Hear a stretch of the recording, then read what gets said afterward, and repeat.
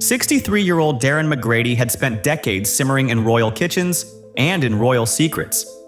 When the former chef finally surfaced with one 5-word verdict on Queen Camilla, "She is pure evil," the phrase thundered through the press like a rolling pin striking silver, shattering 20 years of carefully polished palace myth-making.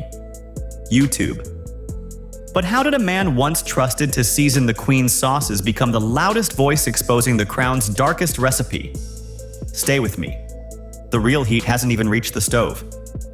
In 1982, Buckingham Palace smelled of boiled beef and old rules. McGrady, just 20 years old, entered as kitchen hand number 20 of 20. Rank meant everything. Until Princess Diana tiptoed in, barefoot, giggling, and asked for nothing grander than a pot of yogurt and 2 spoons for the boys. No written protocol covered barefoot princesses. In that moment, hierarchy bent to humanity, and a lifelong loyalty took root. But the palace corridors echo, and some echoes carry daggers. The summer after McGrady's arrival, whispers hardened into names. Camilla Parker Bowles. Officially, a family friend. Unofficially, the third rail of conversation. Diana's nightly carrot celery juice orders began to disappear, replaced by silent walks and swollen eyes. Staff learned to read grief in what the princess left untouched on her plate. Behind closed scullery doors, McGrady heard only fragments. Phone call, Camilla, he's always been mine. The royal wall of silence held, but cracks spidered under the weight of an unspoken triangle. By 1992, the separation papers were public. Diana retreated to Kensington Palace and asked McGrady to follow. He did, swapping marble halls for a cozier kitchen and a front row seat to her struggles. She inhaled newspapers, exhaled anxiety, and finally bared her wounds to the world on BBC Panorama. There were 3 of us in this marriage. In-style millions gasped. McGrady merely nodded. He'd watched that truth simmer for years. Yet Diana didn't drown. She pivoted, turning her battle with bulimia into a global lifeline for other sufferers. She transformed shame into solidarity. For a heartbeat, hope simmered. Hope, however, can spoil when handled by careless hands. 31. August 1997. McGrady diced herbs for a welcome home dinner when the television flashed red. Paris car crash. Princess Diana? Kitchens are noisy until they're tomb silent. By dawn, flowers carpeted Kensington's gates, and Queen Elizabeth reportedly vetoed Camilla's wish to attend the funeral, judging it unforgivable optics. McGrady agreed. Showing up would feel like visiting a crime scene you helped create. The nation wept. The monarchy braced. April 9th, 2005. Charles wed Camilla. McGrady switched off the television. They got what they wanted, he whispered, but the cost was Diana. The cost grew interest. Longtime Diana staffers reassigned, her favorite charities sidelined, corridors redecorated. McGrady's phone pinged with ex-colleagues' uneasy texts. Something colder than new paint crept across the palace. First went the pastel cushions Diana had chosen, then the framed snapshots of her hugging William and Harry. Finally, her wedding portrait vanished. No ceremonial archiving, just gone. When Prince Harry published Spare in 2023, he confirmed the pattern. Camilla even transformed Harry's old bedroom into her personal dressing room the moment he moved out. Architectural Digest. To McGrady, these weren't redecorations, they were redactions. Erase enough pictures and you can pretend the painting never existed. Spring 2023, King Charles III prepared for his coronation beside Queen Camilla. In a gesture few anticipated, McGrady tweeted support. Time heals. We can honor the present while cherishing Diana. Royalists applauded. Diana loyalists erupted. Threads flamed with betrayal memes. You should be exposing Camilla, not clapping for her. The chef-turned-target realized silence could no longer bridge the past and the crown. Early 2025. McGrady sits for an unscripted podcast and drops the line heard round the realm. She is pure evil. He details floral swaps, photo dumps, and a whispered directive to quiet Diana's shadow. social media spins like a whisk. Hashtags #protect Diana and #Camilla. Exposed trend for 48 hours straight. Supporters hail McGrady as the people's whistle chef. Critics sneer, cash in. Yet one question boils everywhere. If the palace can delete Diana, whose truth is safe? History, like a recipe, changes when new hands rewrite the measurements. Darren McGrady has finally slammed the royal cookbook shut, demanding we reread the margins Diana left in tears. Whether you see Camilla as reformer or usurper, one fact stands. Truth never stays banished forever. It simmers, it boils, and eventually, it spills. So what do you think? Did the royal family try to erase the people's princess? Or is this just another serving of sensational gossip? Drop your thoughts below, hit that like button if you're hungry for more untold stories, and subscribe, because the next revelation cooking in these royal kitchens might be even hotter. And remember, in the House of Windsor, the walls may talk, but the chefs? They remember every flavor. For 20+ years, former royal chef Darren McGrady practiced the palace art of silence. Season the soup, smile for the corgi parade, and never ever spice the conversation with royal secrets. Then, at 63, McGrady rocked Britain with 5 syllables about Queen Camilla. Pure e-vil. Newspapers screeched, hashtags detonated, and royal courtiers scrambled like dropped silverware. But why would a man hand-picked to sauté for Queen Elizabeth trade quiet for controversy? Why now? And what does his bombshell reveal about the battle to control Princess Diana's legacy? Stay with me. The kitchen door is creaking open, and the smell wafting out isn't roast beef. It's history. Reheated and served scorching hot. Buckingham Palace, summer 1982.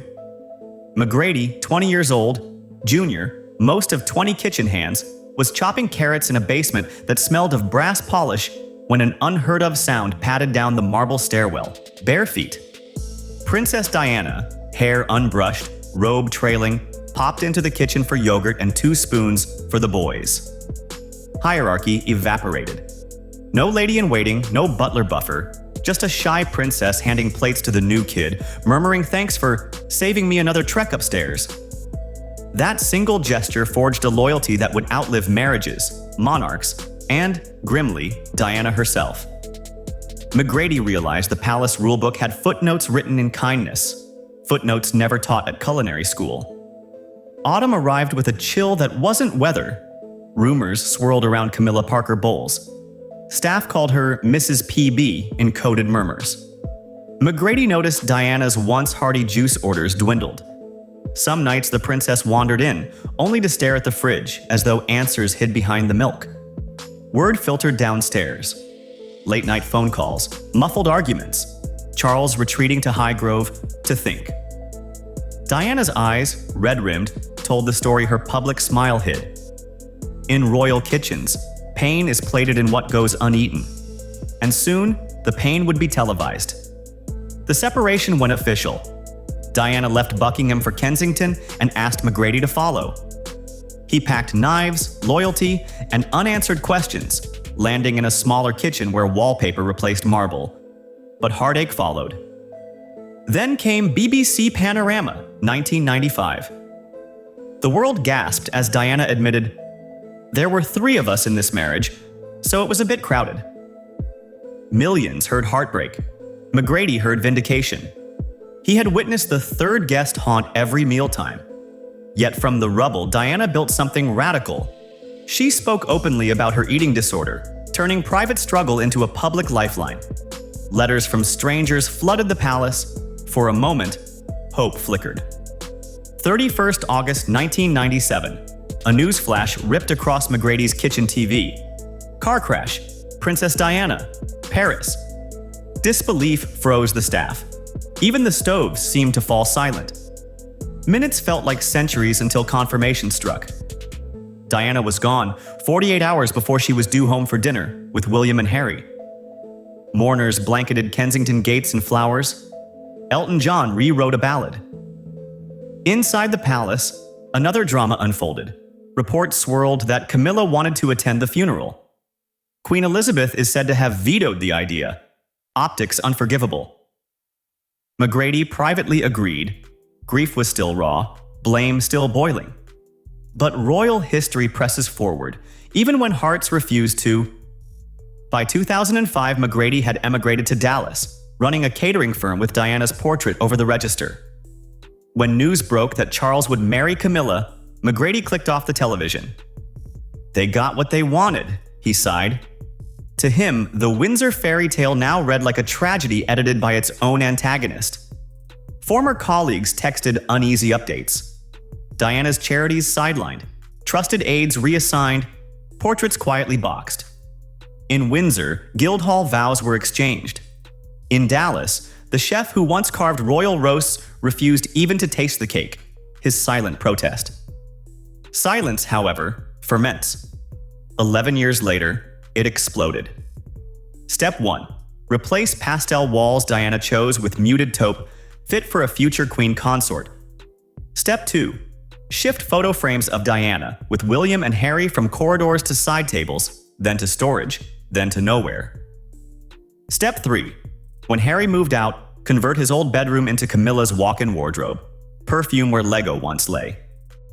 To outsiders, these were redecorations. To McGrady, they were deliberate excisions.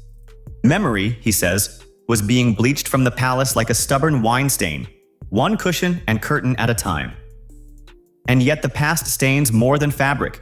It seeps into conscience until it must be shouted out. Spring 2023. Britain prepared to crown King Charles III and Queen Camilla. Out of nowhere, McGrady tweeted, "Time to honor the present and still cherish the past." Royalists applauded his grace. Diana purists roasted him alive. One viral post read, "Imagine applauding the architect of your friend's misery." McGrady realized fence-sitting pleased no one. The next podcast invitation he accepted, and he didn't bring a fence. He brought napalm. 5 words later, the monarchy's PR house was ablaze. Early 2025. McGrady, voice trembling yet resolute, tells the host, "I watched them box her photographs. I watched her favorite roses pulled out of the garden. That's not moving on, that's rewriting. She is pure evil." The internet convulsed. Protect Diana, Camilla exposed, and I'll royal rewrite trended for 3 days. Morning shows booked body language experts to dissect Camilla's latest wave and smile. Commentators asked if the palace had overcorrected its 1997 PR misfire by now underestimating modern outrage. Meanwhile, historians dusted off archives comparing Camilla's soft power ascent to Wallis Simpson's exile and Queen Mary's iron grip on decor. McGrady's account sharpened every comparison like a paring knife. But every viral frenzy ends. What remains is the question of impact. Inside Buckingham, aides doubled down on the time-honored motto, "Never complain, never explain." Yet leaks suggested frantic strategy sessions on whether to display a Diana portrait for balance during future palace tours. Tourists began asking guides, "Where's Diana's picture?" Bookshop sales of Diana. Her true story jumped 20%. A charity that Camilla had recently patroned saw its Instagram comments flood with tulip emojis, Diana's favorite flower, alongside icy captions. "Remember who championed you first." The palace discovered that erasure is not deletion, it's duplication. Because every attempt creates a counter-narrative that resurrects what you tried to bury. And as the ripples reach the shoreline, we're left with the surf of truth. Recipes and reputations share a rule. Alter the ingredients and the flavor betrays you. Darren McGrady has tossed his secret spices on the table, insisting we taste the dish the palace tried to reseason. Maybe you believe Queen Camilla evolved from secret lover to steady monarch. Maybe you side with McGrady, convinced the crown iced out the people's princess to frost its own cake. But here's the kicker. History is a communal kitchen. If one chef hides a key ingredient, sooner or later another lifts the lid, and the whole room smells the truth. So tell me, what do you smell? Comment below, stir the debate, and if you're hungry for more untold stories simmering behind velvet drapes, tap subscribe. the next whistleblower may already be sharpening his knives. And you don't want to miss the sizzle.